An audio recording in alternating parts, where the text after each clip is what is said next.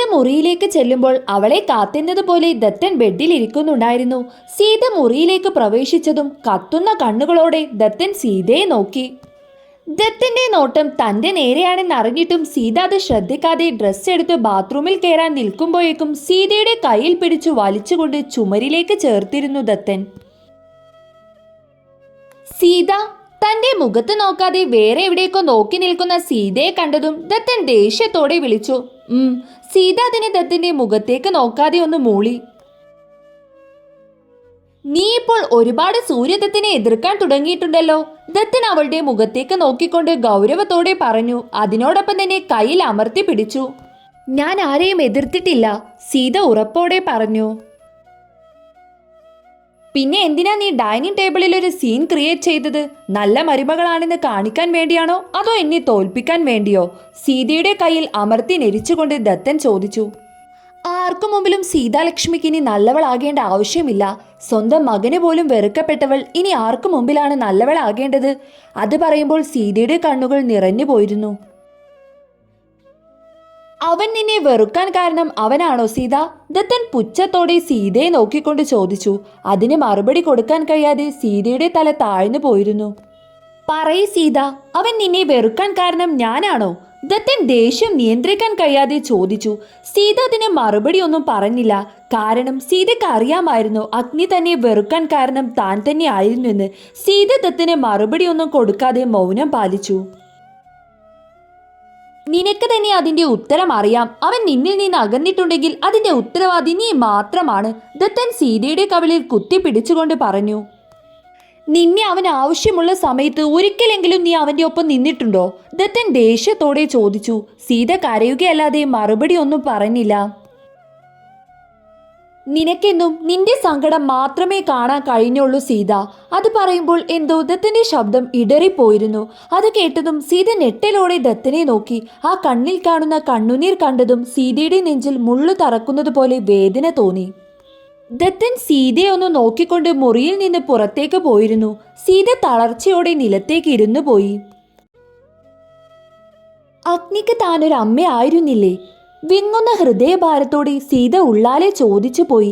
താൻ കാരണമാണ് മകന്റെ സ്വഭാവം ഇങ്ങനെ ആയിപ്പോയത് എന്നല്ല ഏട്ടൻ പറഞ്ഞിട്ട് പോയതിന്റെ അർത്ഥം? സീത വേദനയോടെ ഓർത്തുപോയി. തന്റെ സങ്കടങ്ങൾക്കിടയിൽ അവനെ താൻ ശ്രദ്ധിക്കാൻ മറന്നുപോയി. സീത കുറ്റബോധത്തോടെ ചിന്തിച്ചു പോയി.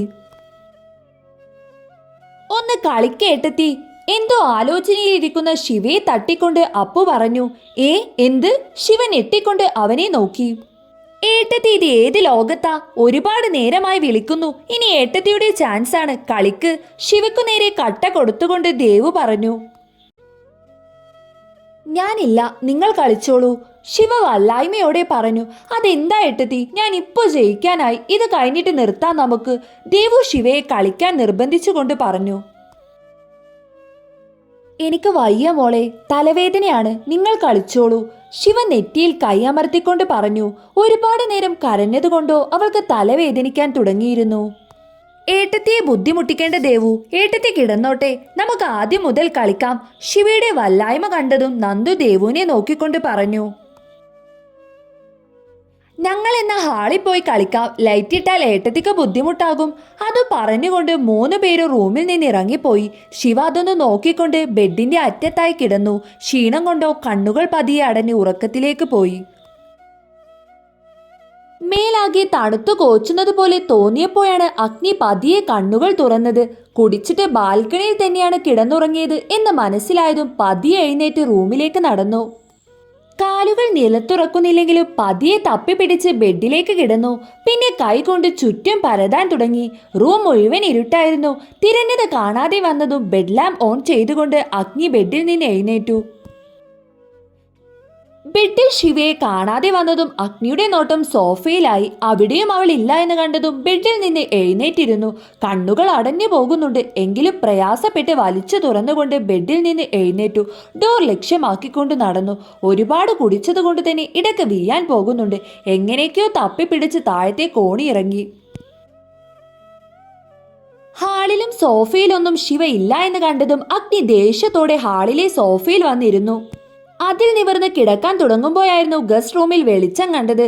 അത് കണ്ടതും അഗ്നി എഴുന്നേറ്റ് അവിടേക്ക് നടന്നു. ചാരിയിട്ടിരിക്കുന്ന വാതിൽ മലർക്കെ തുറന്നു.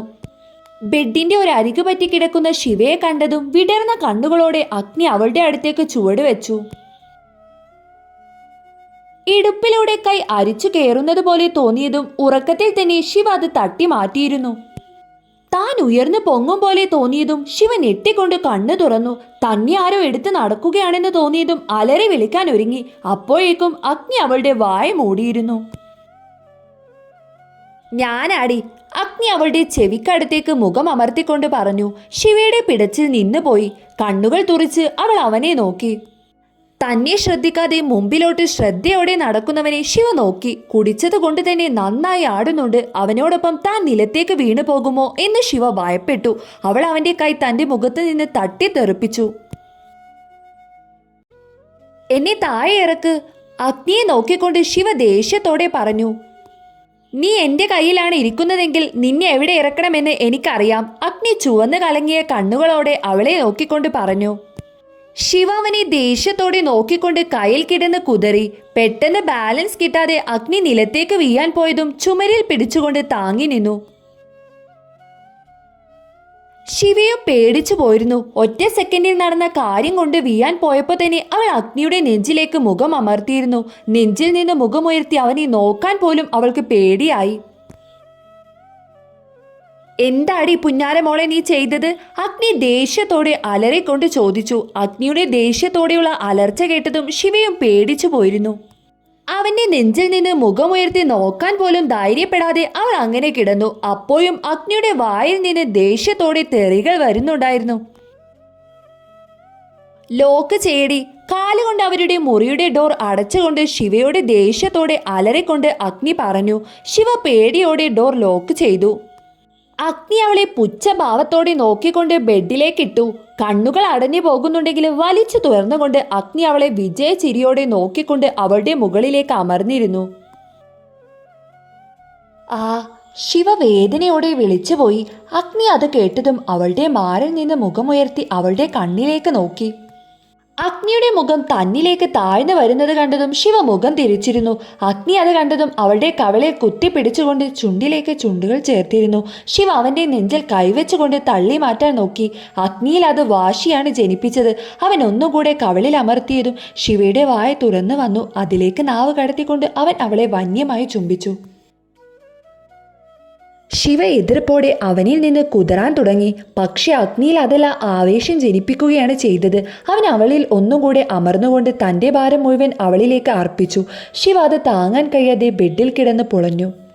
ചുണ്ടിൽ നിന്നും അഗ്നിയുടെ മുഖം ശിവയുടെ കഴുത്തിലേക്ക് അമർന്നു. അവിടെ അമർത്തി കടിച്ച് അവളെ വേദനിപ്പിച്ചും ചുംബിച്ചും നാവ് കൊണ്ട് തഴുകിക്കൊണ്ടും അഗ്നിയുടെ കൈകൾ ശിവയുടെ ബ്ലൗസിലേക്ക് നീണ്ടതും ശിവ അവന്റെ മുഖം തൻ്റെ മാറിൽ നിന്ന് ശക്തമായി തള്ളി മാറ്റി.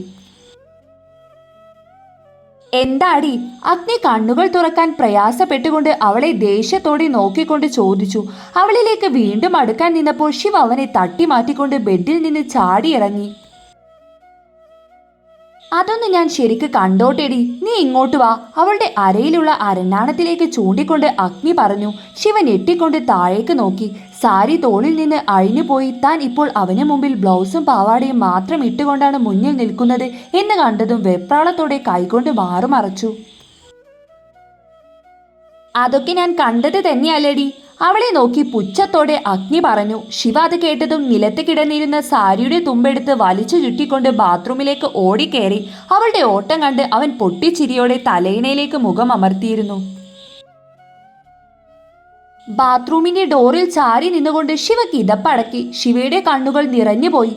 ബാത്റൂമിൽ നിന്ന് പുറത്തിറങ്ങാൻ പോലും ശിവ ഭയപ്പെട്ടു. ബാത്റൂമിലുള്ള വലിയ കണ്ണാടിയിൽ കാണുന്ന തന്റെ പ്രതിബിംബത്തിലേക്ക് നോക്കുകയായിരുന്നു ശിവ. ഈ കുറഞ്ഞ ദിവസങ്ങളിൽ തന്നെ ശരീരത്തിലും ഒരുപാട് മാറ്റങ്ങൾ സംഭവിച്ചിരിക്കുന്നു. കണ്ണുകൾക്ക് ചുറ്റും കറുപ്പ് പടർന്നു. മുഖം കരിവാളിച്ച് ശരീരം മെലിഞ്ഞു പോയിരിക്കുന്നു.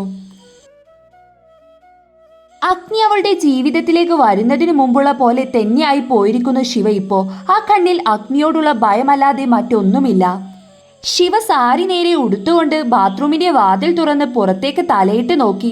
ബെഡിൽ സുഖമായി ഉറങ്ങുന്ന അഗ്നിയെ കണ്ടതും കാലടിയുടെ ശബ്ദം പോലും കേൾപ്പിക്കാതെ പതിയെ ബെഡിൽ നിന്ന് ഒരു തലേണ എടുത്തുകൊണ്ട് സോഫയിൽ വന്ന് കിടന്നു. മിഴികൾ അടക്കുവോളം അവളുടെ നോട്ടം അഗ്നിയിൽ തന്നെയായിരുന്നു. ഇനി അങ്ങോട്ടുള്ള ദിവസങ്ങൾ തനിക്കൊട്ടും നല്ലതായിരിക്കില്ല എന്ന് അവൾക്ക് തന്നെ അറിയാമായിരുന്നു. തുടരും. സ്റ്റോറി ഇഷ്ടപ്പെടുന്നുണ്ടെങ്കിൽ ലൈക്ക്, ഷെയർ, സബ്സ്ക്രൈബ്. സ്റ്റോറിയെക്കുറിച്ച് അഭിപ്രായം കമൻറ്റ് ചെയ്യാൻ മറക്കരുത്.